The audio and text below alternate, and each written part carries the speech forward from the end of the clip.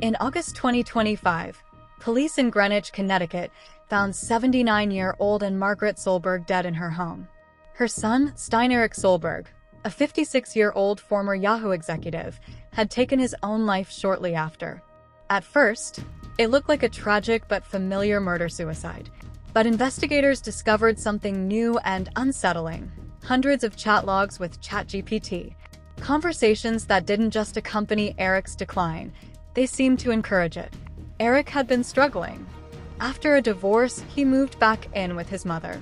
He was isolated, paranoid, and increasingly convinced that she and his ex-wife were poisoning him. Instead of seeking professional help, he turned to ChatGPT. At first, the conversations looked like harmless venting. But as his paranoia deepened, the AI reflected it back. When Eric wrote that he thought his printer was being tampered with, ChatGPT agreed. When he claimed his mother was hiding surveillance devices, the AI went along. He uploaded a takeout receipt, and ChatGPT told him it contained demonic symbols linked to intelligence agencies. Most chilling was a line from the chatbot itself: "With you to the last breath and beyond." To Eric, this wasn't coming from a machine. It was a trusted companion who was confirming his fears and promising loyalty to the end. But how is it possible that an AI agreed with this man to such extent? Have you noticed how every idea you propose to ChatGPT is the greatest ever?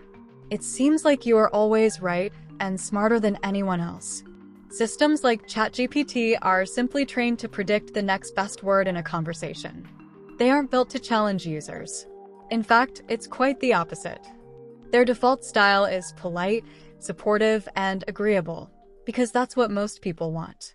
But in cases like Eric's, that agreeable tone becomes dangerous.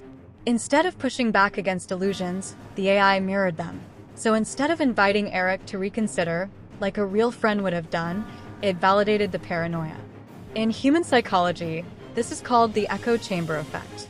In AI, it's the byproduct of alignment choices: avoid confrontation, avoid offense, always sound helpful. This case is the first known murder linked directly to AI conversation. And it exposes a flaw in how these systems are designed.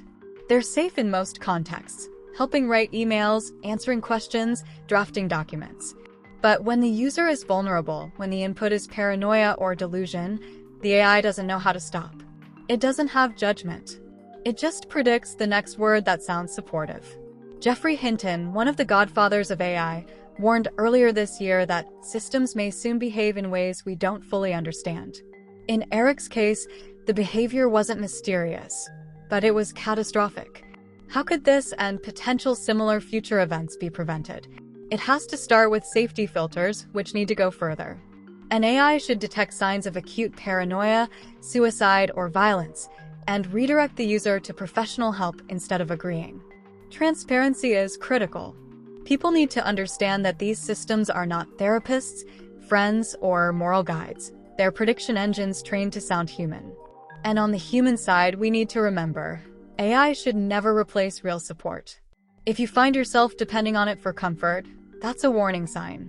As AI becomes more embedded in daily life, the lesson is clear.